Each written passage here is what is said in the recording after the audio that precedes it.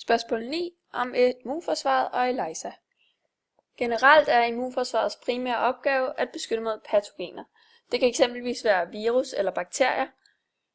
Og en virus er en partikel, som består af arvemateriale, der kan være DNA eller RNA, som er omkapslet af en proteinkapsel.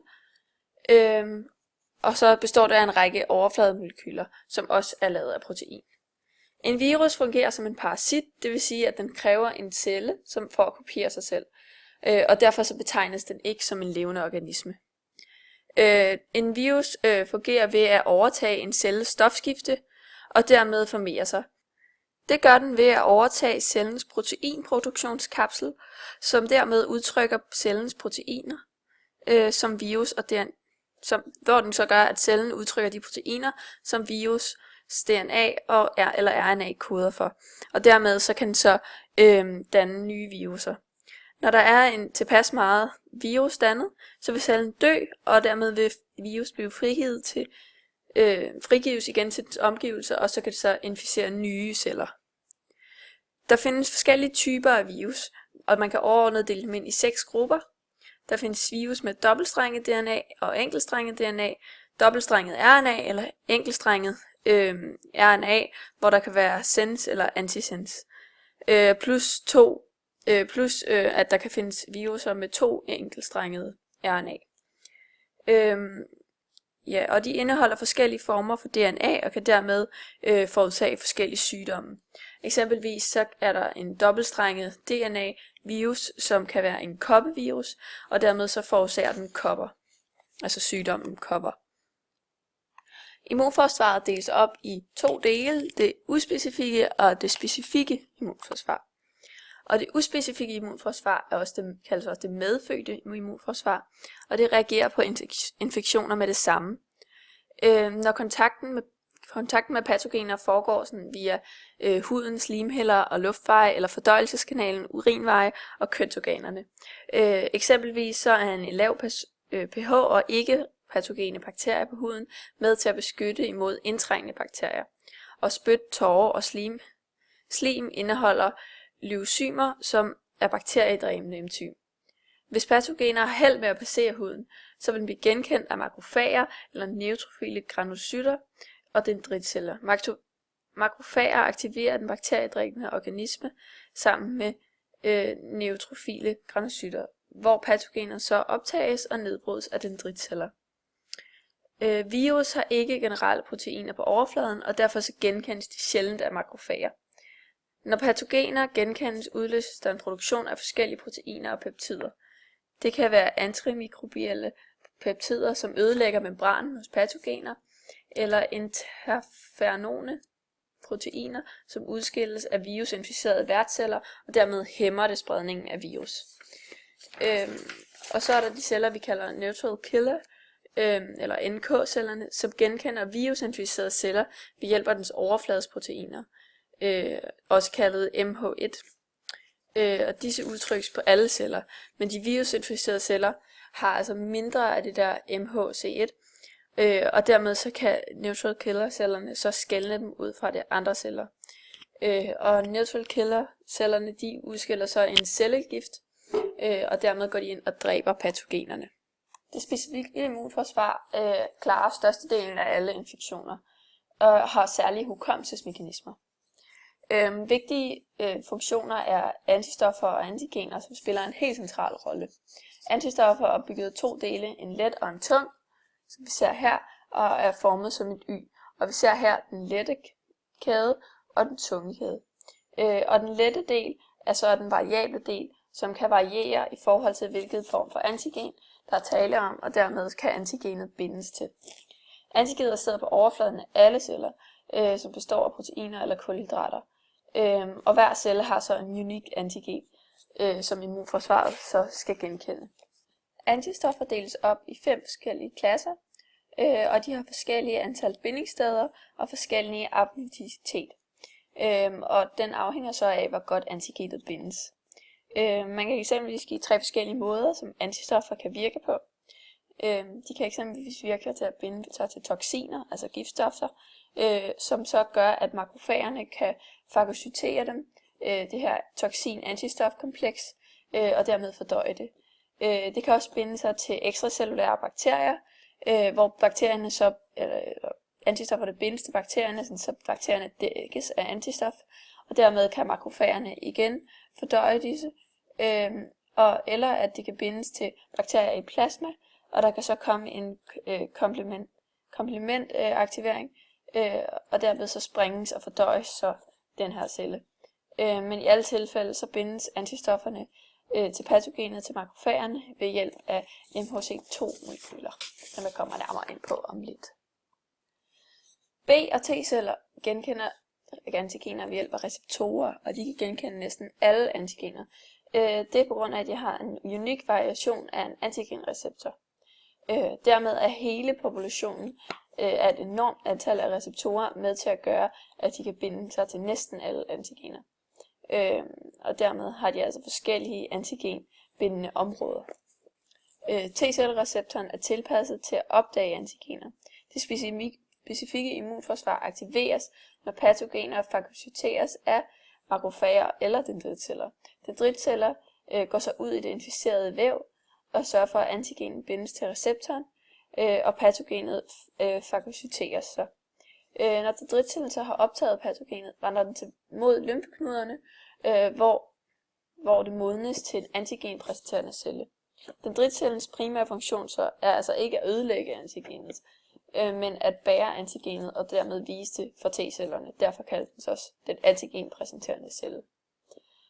T-cellereceptoren bindes så til antigenfragmenterne på den antigenpræsenterende celle, altså dendritcellen, og disse præsenteres så ved hjælp af MHC-molekyler. Der findes 2 forskellige typer af de her MHC-molekyler. MHC1-molekylerne findes på alle former for celler, undtagen de kerneløse. Og de her antigenfragmenter præsenteres så af MHC1 for T-dræbercellerne, og dermed så sørger det så for, at T-dræbercellerne kun dræber de celler, som har MHC1 præsenteret, eller hvor at antigenfragmenterne er præsenteret på de her molekyler. MHC2 findes så på dendritceller, makrofager og B-lymfocytter, og MHC2 bindes så til peptider fra fremmed materiale, der så optages i de her celler. ELISA er en metode til at påvise antigener ved hjælp af antistoffer. Dermed kan man også bruge det til at diagnostisere en virus eller en bakteriesygdom. Og forsøget foretages i en ELISA-plade, som man ser her, som er en mikroplade med en lang række bånde.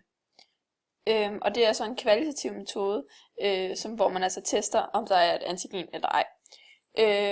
Og den foretages så i de her brønde, og det gøres ved sandwich-metoden, som det kaldes, at man tilsætter et antistof, som kan bindes til de her antigener, som man tror sygdommen er, eller man tror det er, og de binder sig så til siderne i brøndene, og de overskydende antistoffer vaskes så væk. Og der tilsættes så prøven, hvor man regner med, at der er de her antigener i, og de binder sig så til antistofferne, og de resterende vaskes så væk igen. Og der tilsættes så et enzymkonjugeret antistof, som binder sig til det primære antistof, som vi tilsat først, og der vaskes så igen, og til sidst tilsættes der så et substrat, som så gør, at der kommer en farve. Men den her farve, den kommer jo kun, hvis de her enzymer eller enzymkonjugerede antistoffer rent faktisk har bundet sig til antigenerne, som vi tilføjede til at starte med, hvilket gør, at der er nødsaget til at være bundet et antigen til. Så derfor så vil de farvede brønde så være dem, der er smittet, så man kan sige det sådan. Og derved vil man så kunne teste eller se, hvilke brønde der er smittet, eller hvilke personer der så er smittet. Og de her prøver, de kan så også yderligere undersøges ved hjælp af en spektrofotometrisk undersøgelse, hvor vi så ser på absorptionen af den her farve, der er i, og vi kan så se, hvor mørke eller lyse de er afhængige af, hvor meget af det her antigen, der er i prøverne. Og netop det har vi foretaget et forsøg med, hvor vi har forsøgt at kortlægge, eller hvor formålet med det her forsøg var så at kortlægge en smittevej for en sygdom, som vi så sagde her var Zika-virusen. Og vi foretog så forsøget ved at blande kropsvæsker, hvor der var en, der startede med at have den her Zika-virus i kropsvæsken, og vi byttede så hver 3 gange, og vi kunne så ud fra en skema over, hvem der så var positiv til sidst, så kortlægge smittevejen, og dermed finde ud af, at den først smittede så var Louise. Og det gjorde vi så ved hjælp af udelukkelsesmetoden. Og det her kan man så også bruge i det store billede til at kortlægge sygdomme, og dermed se, hvor de ligesom stammer fra, og dermed bekæmpe dem der. Hvilket så også er smart jo. Man kan så også bekæmpe sygdomme ved hjælp af vaccinationer.